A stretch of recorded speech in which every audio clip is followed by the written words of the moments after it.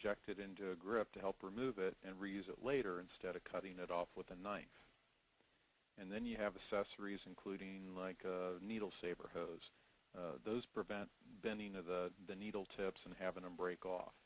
And of course you'll need extra needles for your grip shooter. I won't have time today to tell you about that, but we do have instructions on our website how to use it.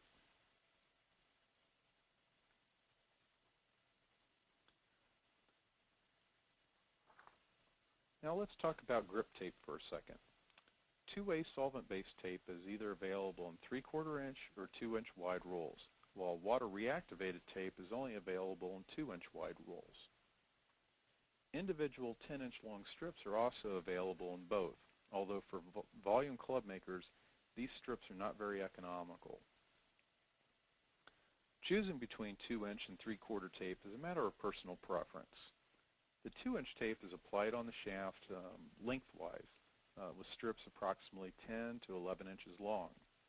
A typical roll is 36 yards long, meaning the club maker can expect to get about 125 clubs with one roll of tape. On the other hand, 3/4 inch wide tape is wrapped spirally around the shaft butt.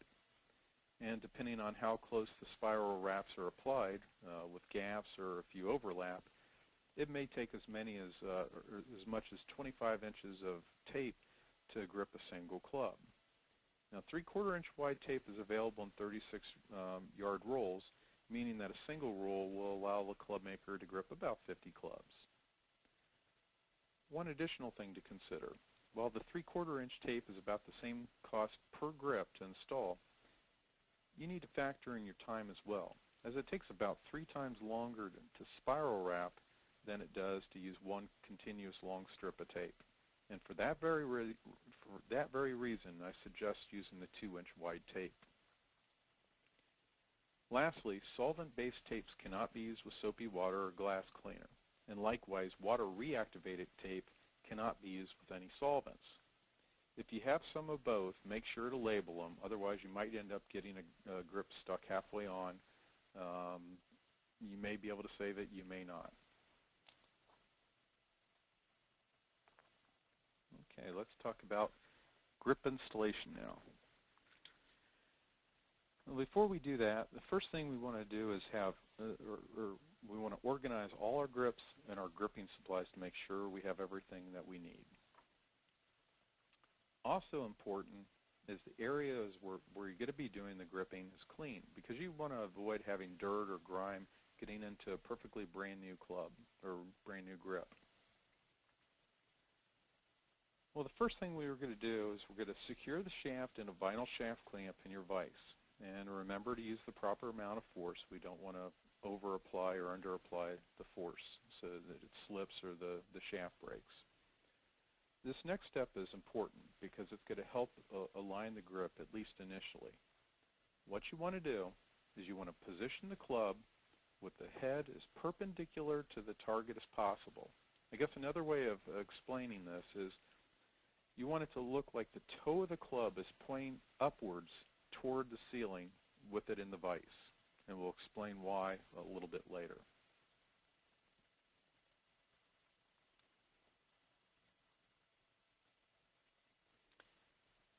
One thing you should do now, if you already haven't, is to measure the butt end of the shaft with your calipers. The final grip sizing is determined by the butt diameter of the shaft, the inside core of the grip, and the number of wraps of tape. There are tables to tell you how to create specific sizes with different butt ends and core grips. But that's going to take some time to explain, so we've devoted an entire webinar on October 22nd to discuss that. Typically, grip sizes are either at 0.560 inches, 0.580 inches, or 0.600 inches. If you open up the mouth of the grip and look closely, you'll see numbers or lettering engraved for identification purposes.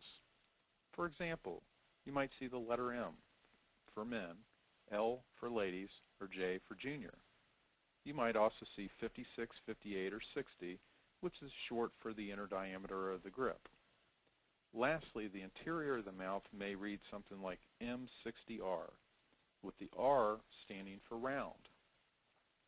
Golf Pride recently changed this practice on their grips by labeling an X after the gender and core designation, like M60X, where M stood for men's, 60 for 600 inside core diameter, and X for ribbed. A rib, also known as a reminder, is a noticeable raised area on the back of the grip that some golfers use to assist them in gripping the club in a consistent manner. It's intentionally manufactured for this very purpose. It's important to realize that few grips today are actually ribbed, like back in the caveman days when I started gripping clubs. Those grips that are not ribbed are known as round grips. For other manufacturers' models, a close examination may be necessary to determine if the grip is produced with or without a grip. One way of telling is to look through the tiny vent hole at the butt end of the grip while holding it up to a light. It'll be apparent if a flat side is present on the back half of the interior of the grip. The reason I mention it is that if you install a rib grip sideways or crooked, the golfer is going to feel it. So it's important that it's aligned correctly. However, putter grips are not sold round or ribbed.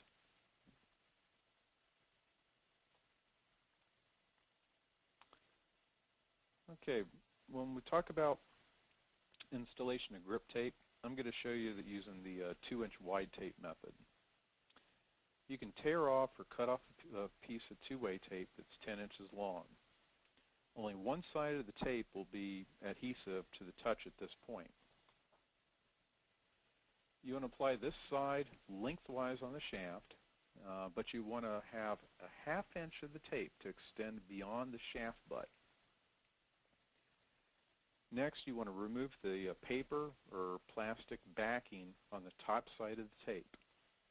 Once you're done, you want to wrap or fold the tape around the shaft, being very, very careful to avoid any wrinkles. If you have a bunch of wrinkles, it's just best to pull the tape off and start again with a fresh new piece.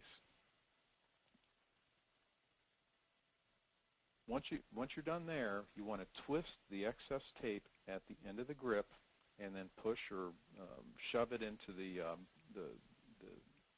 opening of the shaft butt. This excess will provide a nice slippery surface when you start to grip over the shaft butt. Plus, this will prevent moisture as well as dirt, particles, or anything from entering the shaft and causing rattles later on. That's the reason that we have that extra amount coming out. Now, if we're using 3/4 inch tape, you want to spiral the tape around the shaft equal to the length of the grip. Again, you want to leave a ½ inch of extra material or the tape extending beyond the butt end. And you're going to go and follow the same procedures as the 2-inch tape after spiral wrapping the tape around the shaft. Now here's a trick that I use because I don't have long fingernails or patience. The absolute last thing I do is cut or tear the tape with the liner attached.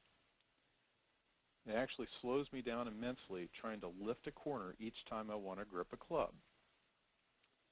Once I have a corner up, I'm going to peel back the liner further back than when I want to cut or tear the tape. That time, or then the next time I go to get tape from the roll, it's ready to go. And then all I have to do is cut the tape with my scissors. This works just like if I had a tape dispenser.